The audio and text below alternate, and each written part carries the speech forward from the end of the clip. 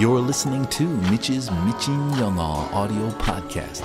This is the official audio podcast companion to Mitch's 미친 영어 application, as well as Mitch's daily English Naver blog and Facebook page. Improving your English listening skills one podcast at a time. I've been feeling kinda cooped up. I'm trying to get some fresh air. Hey, why you got the roof out? You know it never rains here. Hey, you ain't got a flash when you're taking your picture. You ain't gotta draw no extra attention. Paparazzi wanna shoot ya. Niggas down for less out here. I've been in my bag and way, trying to throw a bag in the safe. You can torture in base. Baby, my little wants some baby names. Niggas crying for less out here. Do what I gotta do, bruh. Get up in my rearview mirror. I can't be riding.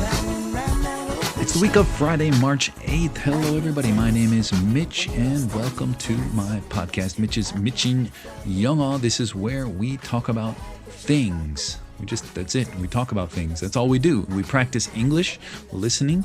We talk about English-related things, but we also talk about things that are happening in the world around us, relevant things, topics that are current. They're relevant things that people are talking about these days. We talk about that in order to help you with your English listening skills, in order to help you learn some English phrases, English things like that, some grammar, some phrases, and also just to give you some topics, some things to talk about when you meet native English speakers, things that they might be talking about, things they might want to talk about, things that would help you in your day-to-day conversation. That's what we do on this podcast. It's a way to help you stay relevant with things in Western culture, things in pop culture, things like that, because those are the things that a lot of people are talking about, especially Western people. If you meet native English speakers, they probably will know some of these topics, these things we're talking about.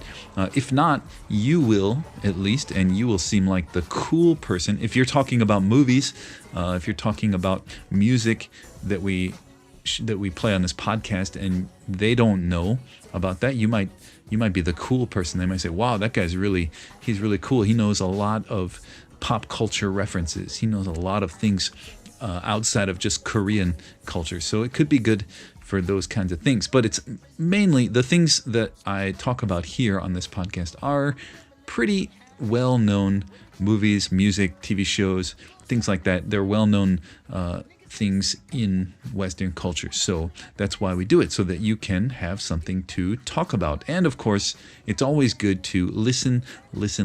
As much listening as you can do is the more you listen, the better, right? You can never have enough listening practice. That's why we have this podcast. And there are many other things that I recommend on this podcast, like I said, like movies or TV shows or videos that I recommend for you that will also help you with your English listening.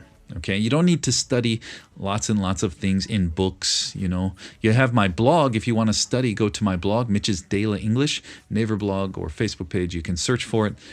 There, I give you things, the same things we talk about on this podcast, but I write about them. So you can study English phrases there. You can study the things I write. You can study with me there daily, and that will help you. And you can use other things too. But what I'm saying is you don't need to sit around with a book and study grammar all day long. It's not going to be that helpful. You won't remember it. Don't sit down and try to memorize vocabulary, words. That kind of thing is not that helpful. It will go in your ear, in one ear and out the other, as we say in English, in one ear and out the other. That means it's not going to stick. It's not going to be in your memory for very long, because the human brain, usually for most people, it doesn't work like that. The way that people learn and remember vocabulary and remember phrases is by a lot of listening. Lots and lots of listening. And by the way, listening will also help your pronunciation. If you're having a hard time with English pronunciation, the best remedy, the best way to fix that is by hours and hours and hours of listening to native English speakers. Okay? Because your brain is kind of like a muscle, and it will start to remember how to pronounce things properly if you're listening. Okay, if you're just practicing pronunciation, probably won't work that well. You need to listen, hours and hours of listening. All right, I've talked about all of these things on my 10 tips. If you go to my blog at Mitch's Daily English, or if you go to my website, mitchinenglish.com, if you go there, you can get my 10 tips. It's a free PDF. You just put your email address in there, and the PDF will explain 10 things. Some of these that I've just been talking about, these are 10 things that will help you to study English better, to learn English better, more efficiently, and not waste time and money and effort. Okay, so check that out at mitchinenglish.com. You can also download my application there for free. That's my application, available for Android devices and PC, and soon it's going to be available in web form, so you can access it on any device.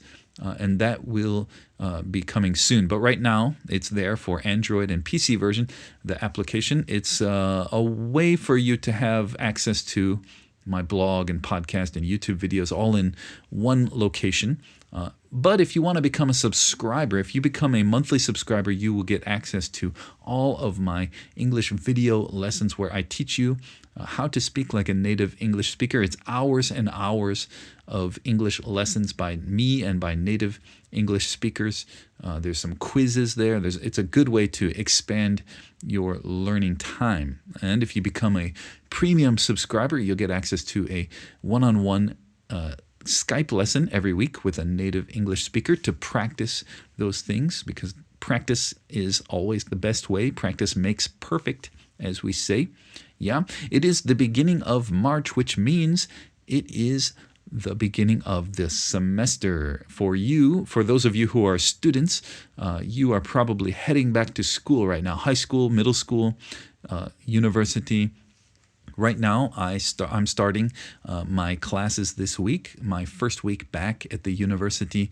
I'm teaching students again, and, well, it's the first week, so the first week is not really teaching. It's just talking about the syllabus, and the class, all the things they need to know about their grades, how to get an A+, all of that kind of thing, how to get an F-. I teach them all of that in the first week. Maybe you too, maybe you're back to school. If you're not a student, if you're just a worker, you'd probably, it's nothing special. March is not a big deal. But for those of you who are students, this is a big time, busy time, exciting time. I've got a lot of freshmen in my classes. First year students, they are hilarious because they don't know anything, but they're very excited. They're high school students who just finished high school. They're starting university, and they're very excited. You can see it in their eyes. And they're nervous too. They're scared, they're nervous, but they're really excited and happy to be, in the freedom of university, because it's the first time for many of them that they get to live life and enjoy, friends and, 동아리, those kind of things. It's exciting for them. I like the freshmen because they're still excited. The second, third, and fourth year students, they are a little cynical because they've been in university for a while. They hate it already. They hate me. Some of them hate me.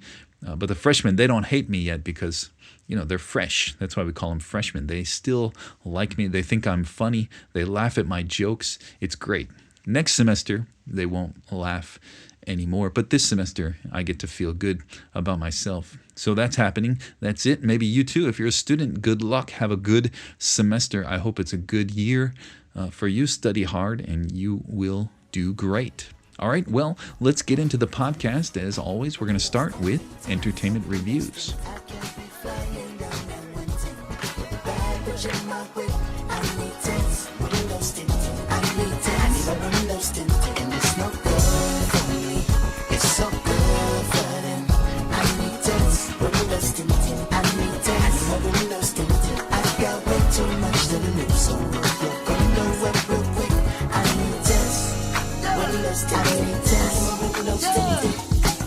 You probably think a nigga trolling, or showing out for the cameras.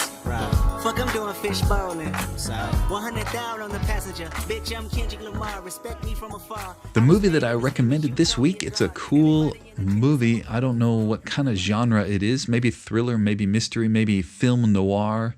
I'm not sure what it is. It's kind of a comedy. It's also kind of it's a black comedy. I don't know. I don't know what it's called, but it was good. I saw it on the airplane when I was coming back from America.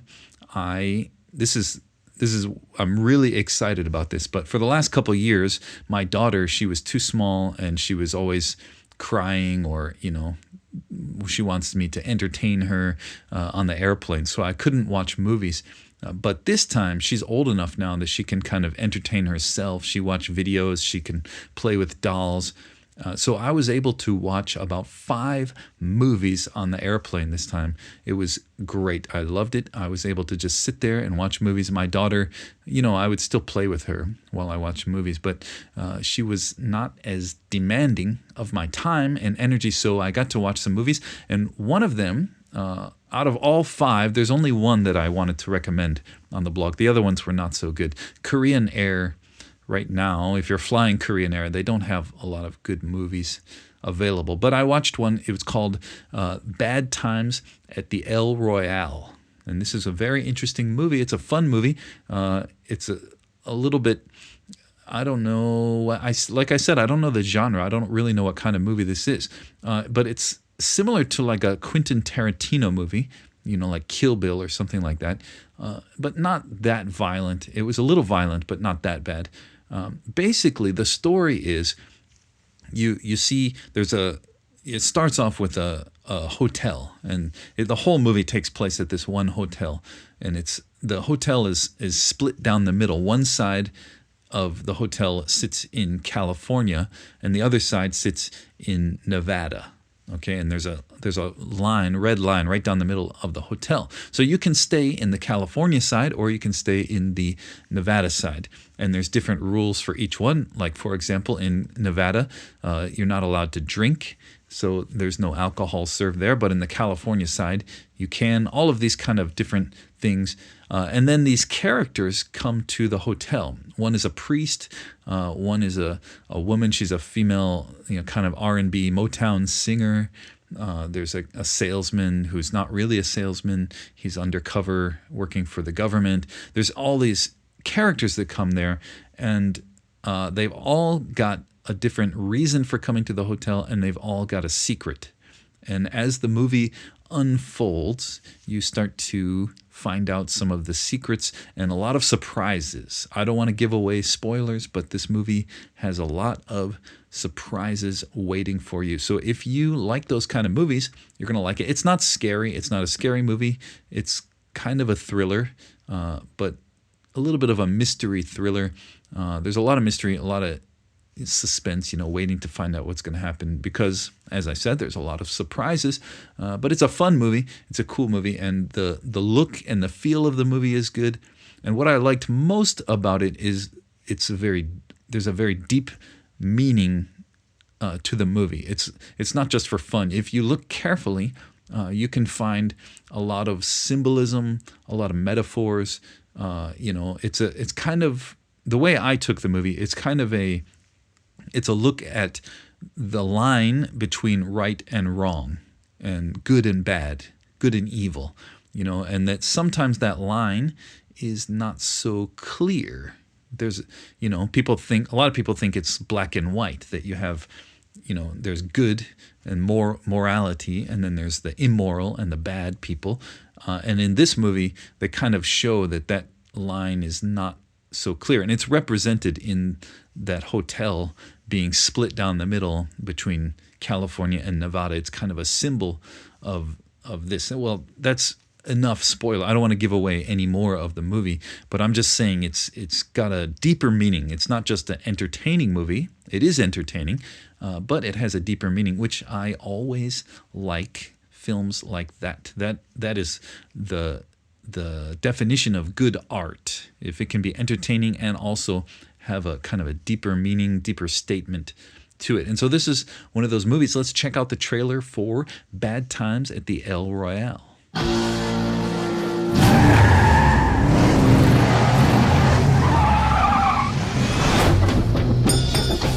First time at the El Royale?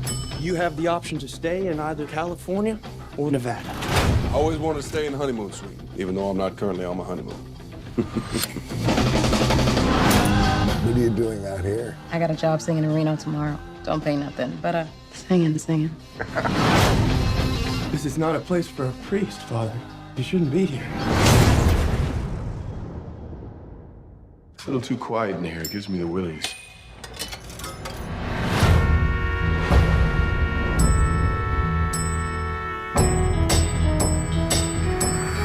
You're just too good to be true. Sir, Can't take my eyes off of you. we have a problem. You'd be like heaven to You watching me? I only watch who they tell me to watch. Who's they? Management. You think you could just take what's mine? I wouldn't come a hunting. No, I figured you would. And I'd be ready when you did. Are you lost, Father? Can I confess something to you? I'm not really a priest.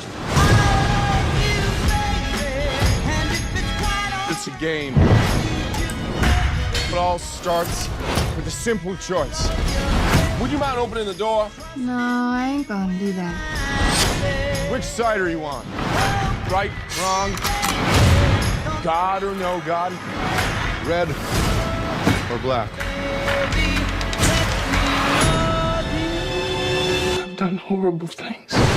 So's everybody. Shit happens. Get the whiskey. to be true. Can't take my eyes off of you. And on the blog, I also posted an exclusive interview with the director of this movie. His name's Drew Goddard, and he has done a lot of other movies that you've probably heard of. But this was kind of a different style of movie for him. And he kind of talks about it in this interview about how he's a fan of many other different authors and mystery crime authors and film directors, and so this was kind of his way to pay tribute to his the people that he likes in those genres, and so he added a lot of their styles into this movie. He talks about it. If you're into filmmaking, then you might find this interesting. Check it out. This is an interview with the director of Bad Times at the El Royale. Thank you so much for talking to me today on this wonderful yacht. I know, not so bad, right? No, can't beat this. No. So watching the footage last night, I was getting a little bit of kind of a Gene Hackman as the surveillance expert in the conversation vibe. Can you give our audience like a little bit more of like a movie mixtape for like to kind of give them an idea of what to expect from this movie? Okay, great question. Off the top of my head, certainly the conversation's in there. Certainly Casablanca's in there. Certainly Clute is in there. Maybe a touch of Barton Fink. But it's really, even more so than movies, it's about my love of crime fiction. Authors like Dashiell Hammett, Flannery O'Connor, Graham Greene, James Ellroy, very much were hugely influential to me as both a writer and a filmmaker. Your producer Jeremy was telling me that when he first read the script, he kept turning the pages, waiting to find a monster or something, and he said not to look to your previous filmography for what to expect from this movie. Yeah, certainly. There's no monsters. There's no supernatural element in this film. Intentionally so. I get very bored when I'm doing the same thing, and I'm always pushing myself to play in a different space. And I wanted to do a very grounded story about humans doing terrible things to each other. As we all love. Yes, sure.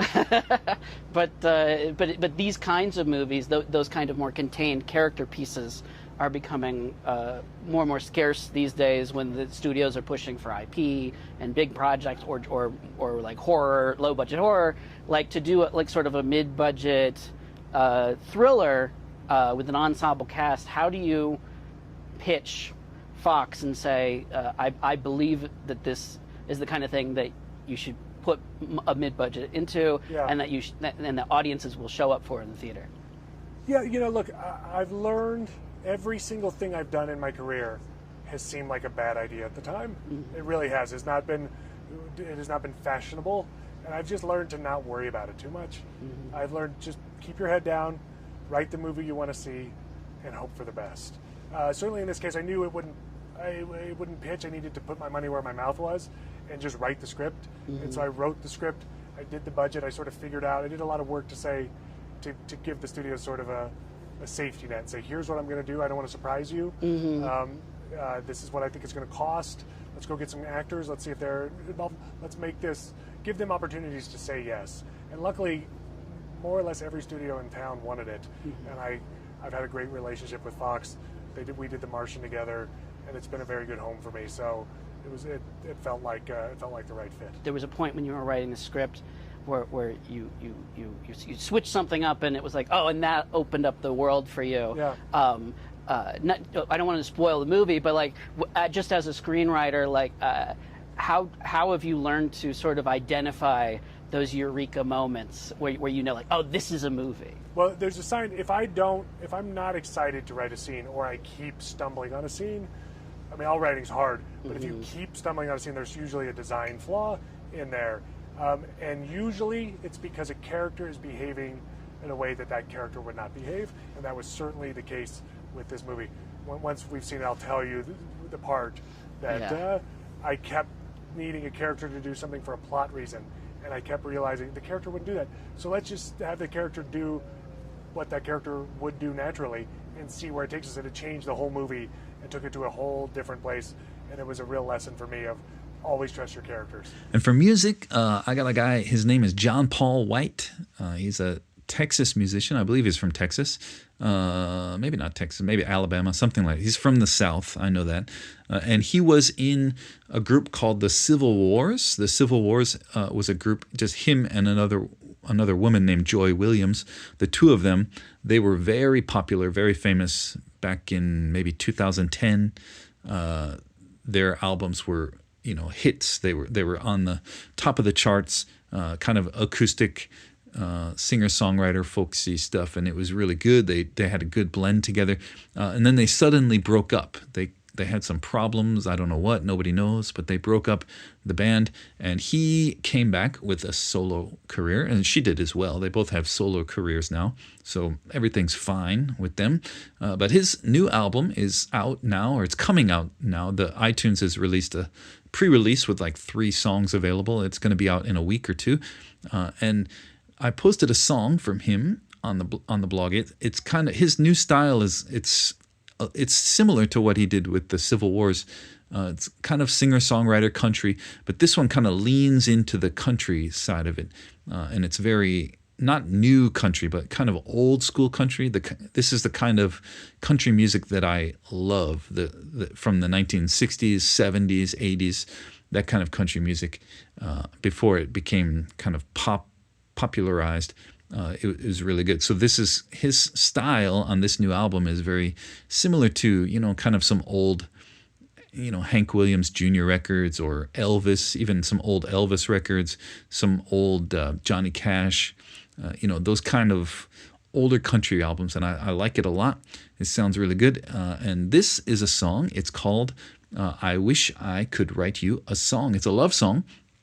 And the lyrics are pretty cool. I posted them on the blog. You can see it. Before I play the song, I want to play for you him, John Paul White. He's explaining the meaning of the song and the background of him and his writing of the song. So let's listen to him explain it, and then we're going to listen to the song. Hey y'all, it's John Paul White. Hope you are well. And if you stumbled across this page, or you were sent this page, I've got something to share with you. And maybe somebody sent you here because they want to share this same sentiment with you. I've written a song that I'm really proud of, and I wrote it about my wife. I write a lot of songs about my wife, and to my wife, and for my wife, and because of my wife. And this is one of the few that I feel like come close to how I feel. Because love songs are horrible. They're cheesy and they're awkward, and everybody has a different feeling and a different connection. And this one is mine, but the whole song basically is getting across that idea of how futile it is to actually put it into words. Twice is proud of this song because I co-wrote it with one of my biggest heroes in the world, Whispering Bill Anderson. He wrote Tips of My Fingers and Still and Whiskey Lullaby and a lot of the songs that made me want to be a songwriter in the first place. So extra proud of this. So if you'd like to hear it, all you have to do is push play. And if you want to share it with your friends, please do. If you want to share it with people that are single, think twice. But I hope you enjoy it.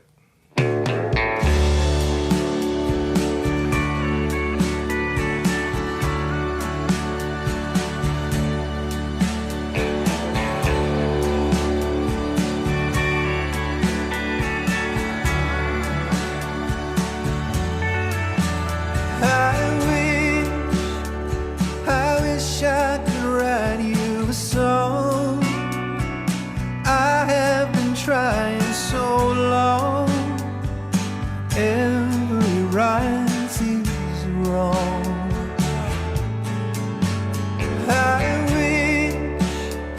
I wish I could come up with words that the world's never heard, but I can't even finish your words.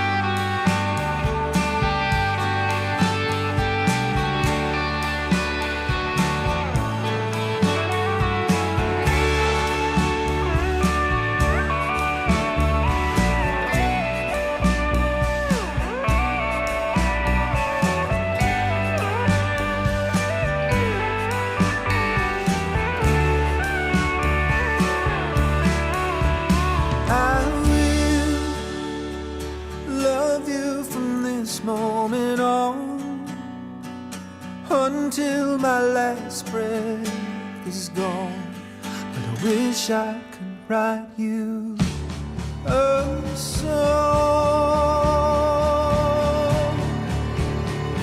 Oh, why can't I write you a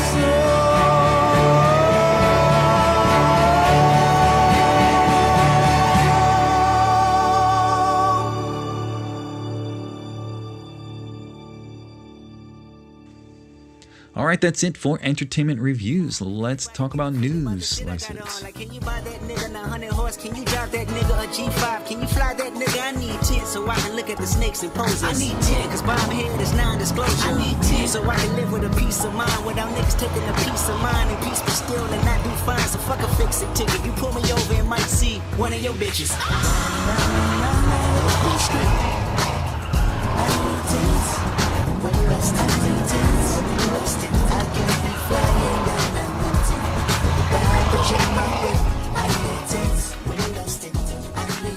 Well, there was an interesting news article that I saw this week, and then a very interesting video that was posted and going around the internet this week as well about this topic of how plastic from our clothing is getting into our seafood. That's a very strange sounding article name, but that was the name of this video and article. How is the plastic from our clothing getting into our seafood? And I posted this video on the blog. If you watched it, you will know.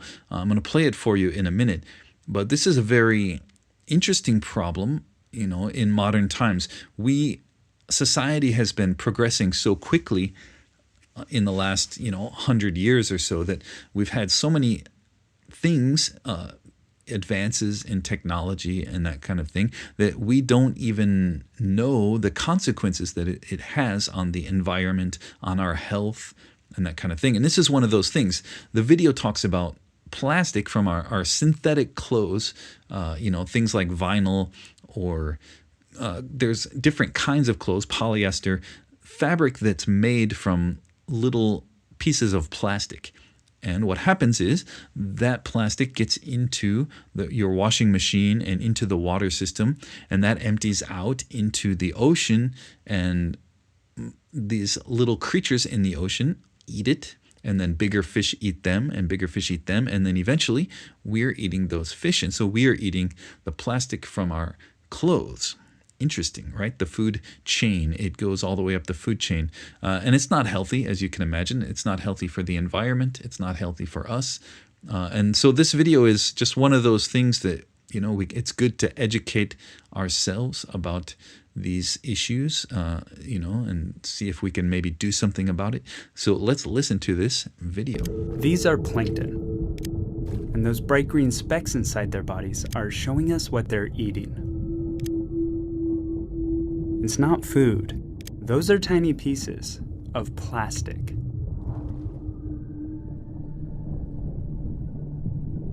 We hear a lot about pollution from single-use plastic items, like plastic straws and shopping bags, that are clogging marine habitats. Although these large pieces of plastic contribute the most to the overall mass of plastic polluting oceans, they count for a small share of the total number of plastic particles. That's because most of the plastic pieces in the oceans don't look like this. They're tiny particles that look like this, and where they're coming from might surprise you. Modern fibers, alone or in blends with natural fibers, brought new innovations in cool, crisp, comfortable clothes. Back in the 1940s, fabrics like nylon, acrylic, and rayon, all made from plastic, became really popular. These synthetic clothes were cheap to produce, comfortable to wear, and as more people have bought clothes for athletics and leisure, companies have been making more clothes out of plastic. By 2010, over half of all the fabric in our clothing was made from synthetic fibers. In the meantime, marine scientists noticed that habitats were being polluted with tiny pieces of plastic called microplastics. These are objects smaller than 5 millimeters and can be anything from tiny shards broken off larger items to microbeads developed for use in cosmetic products. Microplastics are found in marine habitats everywhere on Earth. Concentrations of microplastics have been found on coastal beaches in South Africa, the Great Lakes of North America, rivers in Britain, and at the bottom of an oceanic trench near Russia. Turns out, a large share of those microplastics are microfibers, tiny strands of plastic, and they're coming from our laundry. Looking at this fleece jacket up close, you can see that its fuzzy material is actually a fabric made from tiny strands of plastic woven together. When we wash a synthetic piece of clothing like this fleece, the fabric is pulled loose and tiny microfibers fall out. Scientists actually tested 3 types of synthetic clothing to see which types shed the most using a washing machine fitted with a special filter. They determined that acrylic shed the most microfibers, over 700,000 on the first wash alone. And even though fiber loss goes down after the first wash, the sheer number of people doing laundry adds up, making microfibers a huge contributor to the nearly 5 trillion pieces of microplastics that are floating around the world's oceans. In most dryers, there's a mesh screen to catch lint, but washing machines typically don't have a filter. So everything that falls off our clothes is flushed down the drain. And from there, microfibers might move through a sewage treatment plant, but the filters are often too large to stop them from passing through and flowing to a discharge point at a nearby marine habitat. Once they reach the ocean, microfibers are consumed by plankton and other filter feeders that eat debris falling to the sea floor. And then the plastic starts making its way up the food chain, passed on by predators feeding on organisms that have ingested microfibers. Eventually, it reaches us. Plastic enters human bodies when we eat seafood containing microfibers, like these, which scientists found in a piece of fish they bought at a seafood market. So, what can be done? Switching to other materials isn't feasible because synthetic clothes, they're cheap, a lot cheaper than making apparel with other fabrics. But what you can do is add a filter to your washing machine that would catch microfibers falling off when you do your laundry. Problem is, those are pretty expensive. So another solution is using filter bags that trap microfibers before they fall off into the wash when you do your laundry. But the most effective change of all would just be buying fewer synthetic clothes, or at least washing them less often. And what less often means, that's up to you. Well, there you go. Interesting stuff. There's not a lot we can do about it, I guess, except get a filter for our washing machine or try some of those things that they talked about in the video. But nonetheless, it's good to know about it and see if we can try to fix those problems with the environment. Beyond that, we need to fix this misemanji. It's been terrible. I was so disappointed to come back to Korea and have such dirty air again because the air in America was so clear and clean. I miss it. Korea is not so clean these days. I'm not sure what's going on. We got to fix it somehow. But anyway, let's get into English time. It's time to study.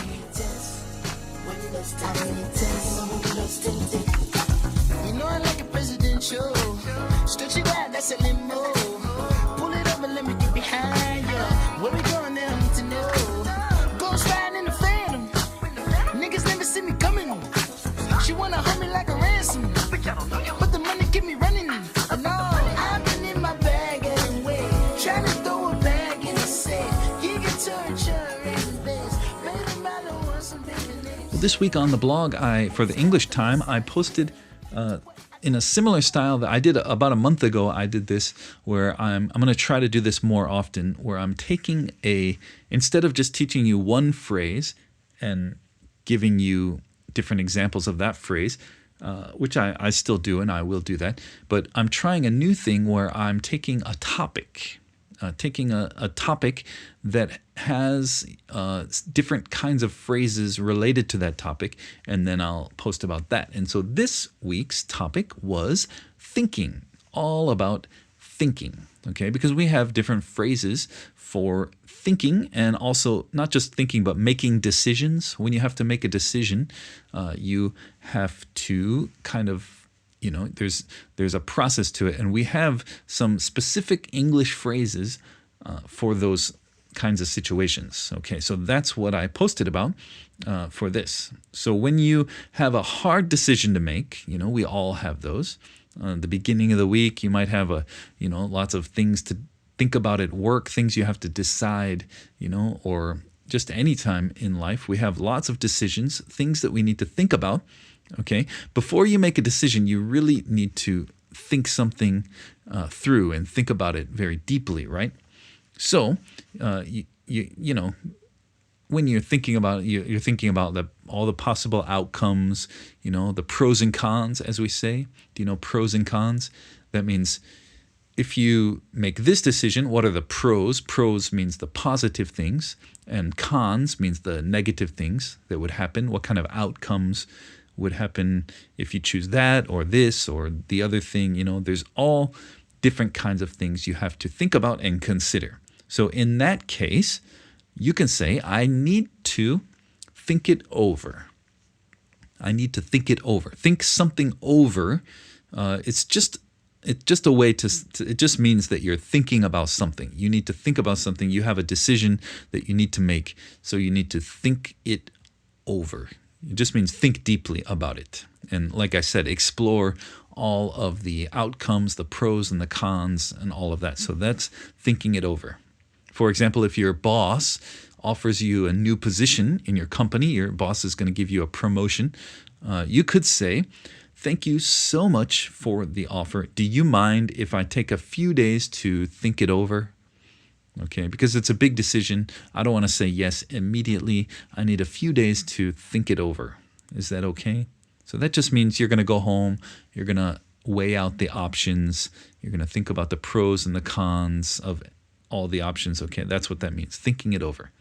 Or sometimes we even say, have a think about it. I need to have a think about that, or about whatever it is. Let me have a think about it.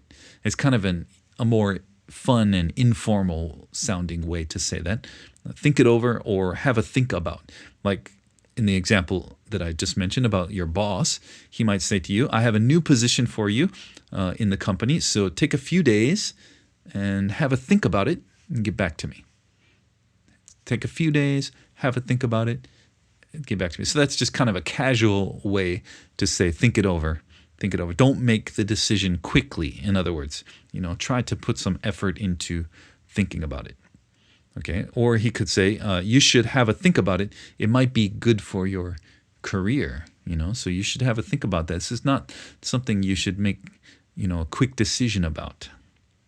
Okay, and if you really think deeply about something, if you're thinking about something, it's a very difficult decision and you're thinking about it very deeply because it's very important, then we often say, think long and hard about it. Think long and hard about it. That means you're really, really thinking about it for a long time, thinking hard about it. So it's used a lot by parents sometimes too, or teachers when they're giving a warning to their kids or students. Like, for example, if my student is about to get an F before the final exam, I could say, you better think long and hard about studying tonight instead of going out and drinking. Yeah, because, you're getting an F. So think long and hard about your choice. Are you going to go drinking or are you going to study?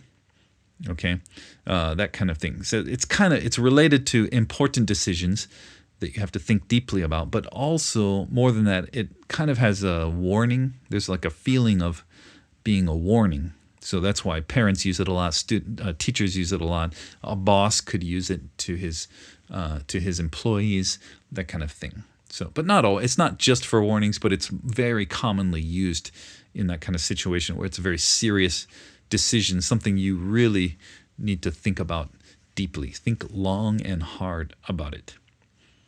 Okay, and an even stronger warning, if your boss or parent or teacher is really angry, really warning you, they could use this phrase, think twice.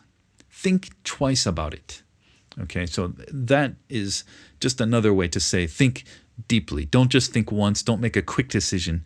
Really, really, really think about it, because the outcome or the consequence is very, very severe, very important. Okay, in other words, you could make a wrong decision and you don't want that, so think twice. So this is used when you're really trying to warn somebody about the consequence, about the gravity, we say gravity of a decision.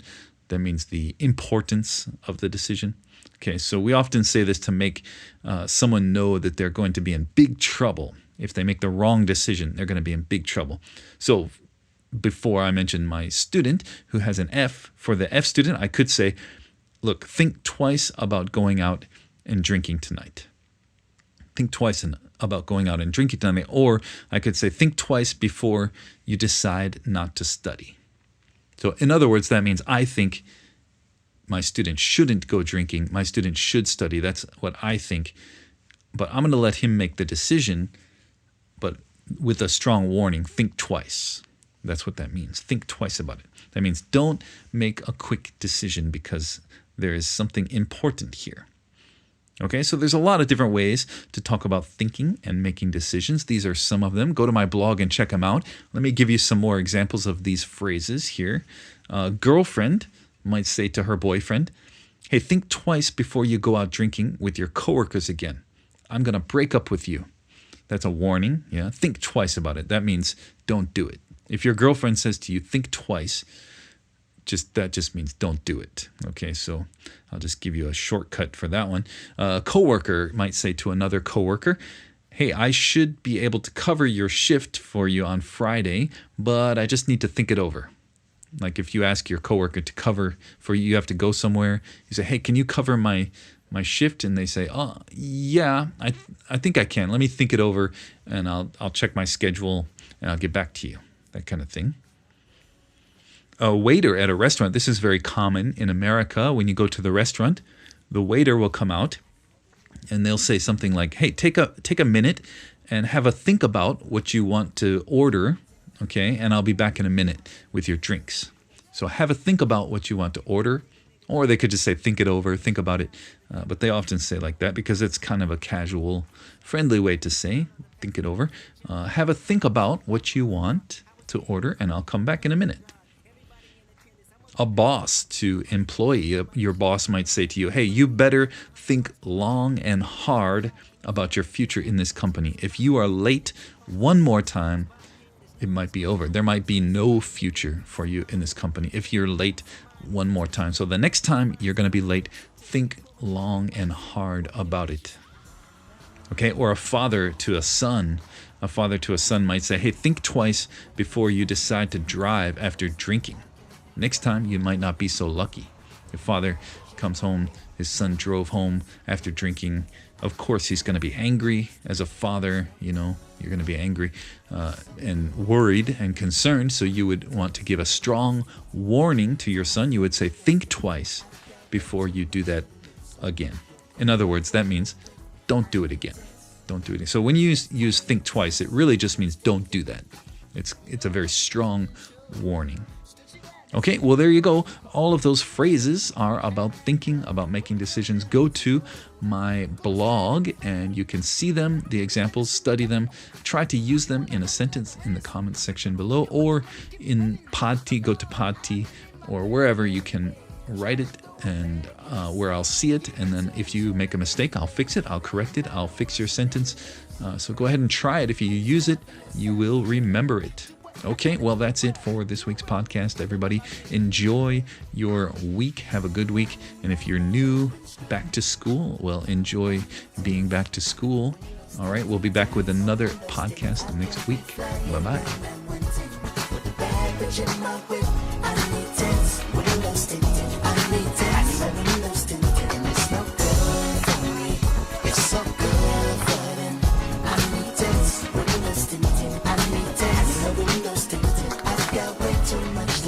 This audio podcast is brought to you by Mitch's Michin Young, an interactive online learning experience for you to learn how to speak like a native English speaker. Also brought to you by Mitch's Daily English Naver blog and Facebook page. Go to www.mitchinenglish.com to download Mitch's Michin Young application for free today.